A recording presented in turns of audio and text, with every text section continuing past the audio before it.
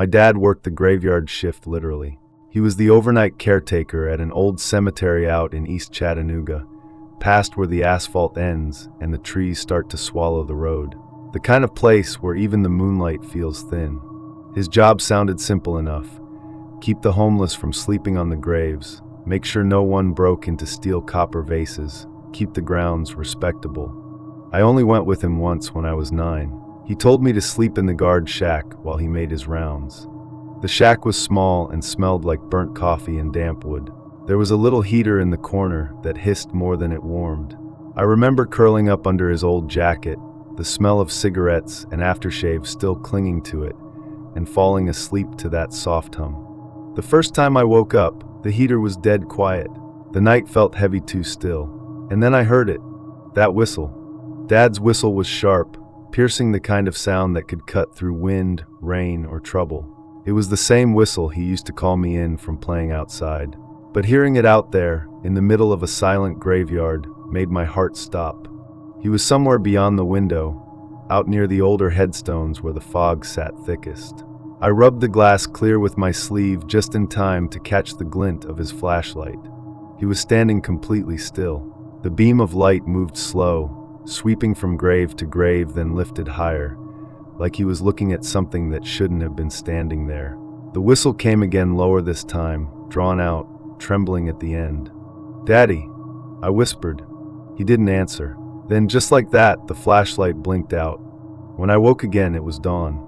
The heater was sputtering, and his flashlight lay on the desk beside me, still slick with dew. My dad sat slumped in the corner, eyes red and far away. He didn't say much on the ride home. Every few miles, he'd purse his lips like he meant to whistle again, but stopped himself each time. Years later, after he passed, I found one of his old notebooks in a box of his things. Most of it was ordinary dates, weather notes, names, but a few pages looked rushed. Heard whispering near the east fence again. Thought it was wind. It wasn't. Something by the trees tonight. Whistled, it whistled back. Little girl near section C, barefoot. Vanished when light hit her. The last entry was dated the night I went with him. Toe jams with me tonight. Can't let her see what's moving out there by the tree line. If it whistles again, I'm not answering. Sometimes, when I can't sleep, I hear it, that same sharp whistle, distant and hollow, drifting through the night air. And for just a moment, I can smell that East Chattanooga fog again, damp, cold, full of something that never wanted to be disturbed. Then I think of my dad, standing alone between the graves, goosebumps rising on his arms, flashlight trembling in his hand, and I can almost hear him whisper, "Not tonight. Not while she's here."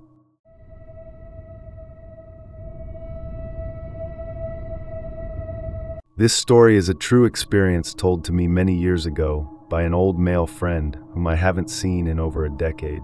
Here, I'll call him Michael. Michael had been running a small home security company with his wife for about 8 years. The business had finally begun to get on track with a bank loan approved. But just then his wife, who had supported the company as managing director, was killed in a car accident. After that, Michael could no longer focus on his work. Even knowing it was wrong, he started blowing off meetings, spending his days staring at his wife's photo, and drinking until the day was over. He had completely fallen apart, living like an empty shell. Eventually, his business plan collapsed, the bank cut off his loan, and he shut himself in at home, leaving the office abandoned. By the time he realized it, both the debt and the company were beyond saving. And then he decided to end his own life. With his beard grown out, Michael went to a hardware store and bought the thickest rope he could find. Back at home, he went down to the basement, tied the rope to an exposed steel beam in the ceiling, and climbed up on a chair. When he put the rope around his neck, he felt far less fear than he had imagined. All it would take was kicking the chair, and everything would be over.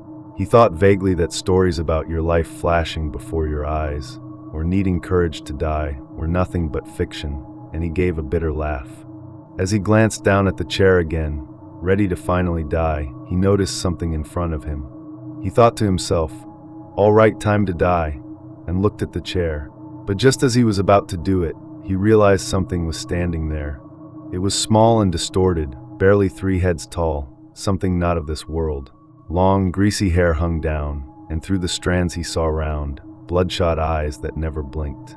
Its mouth stretched unnaturally wide into a devilish grin. At that instant, a single word flashed through his mind: imp.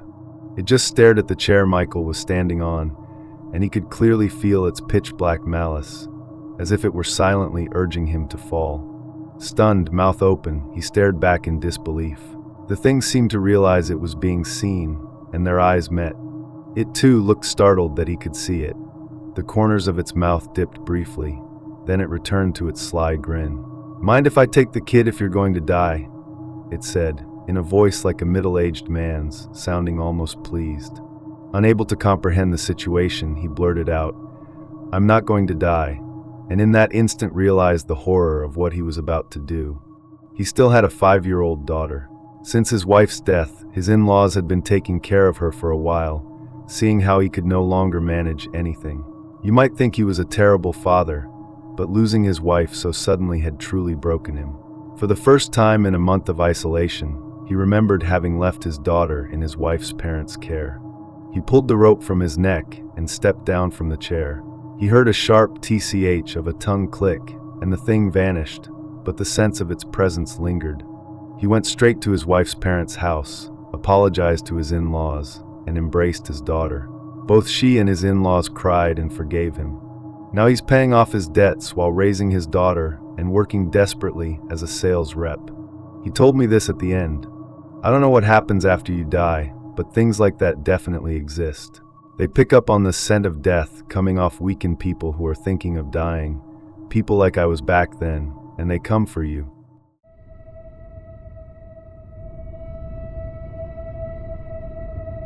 This happened to me when I was 5 years old. I kind of remember certain things as if it were a dream. I don't remember all of it. My parents told me all the story about what happened to me. As I mentioned, I was 5, and we had just relocated to a small town in the United Kingdom. In the town was an abandoned airfield, and our house was located at the edge of this. On the other side was marshland for miles. It was a pretty isolated location. The house was one of 4 or 5 that were converted from a large barn. As we met other people and told them that we just moved into this house, they got a bit twitchy. Many people say that the house is cursed. Some people from the town used to go there to practice dark magic back in the olden days. As we moved into that house, strange things began to happen. The house had a central front door leading to a downstairs lobby and a staircase in the middle. Upstairs were balconies on either side of the staircase leading to bedrooms. I had a cabin bed in my room with wardrobes underneath. Most nights, I would have recurring dreams about wolves chasing me through a forest. The dream would end at the same point every night. One night, it carried on past the usual ending point.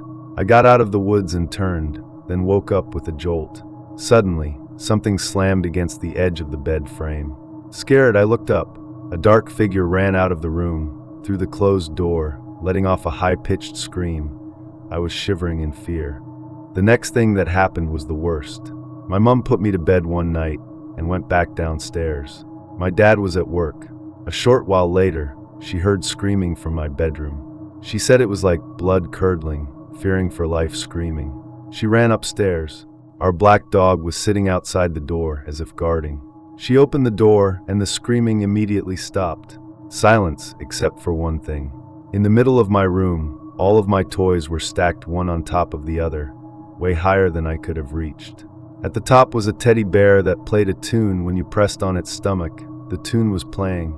She looked in my bed and I wasn't there. She searched the house top to bottom, panicking but couldn't find me. She eventually went to the next door neighbors to ask for their help, and a search of the area took place. Eventually I was found, in a bed, in the next door neighbor's house on the opposite side of the wall to my bed. I was fast asleep. We moved out the next day, and later rented the house to a family that owned the local Italian restaurant. After a few days, the man threw the keys into our house and said he won't step foot in there ever again. No other explanation. I'm not sure what happened to the house after that, as we sold the house a couple of years later. I did happen to be working nearby a few years ago and decided to drive to the house. I parked up at the end of the lane, looked at the house, and the feeling I got was awful.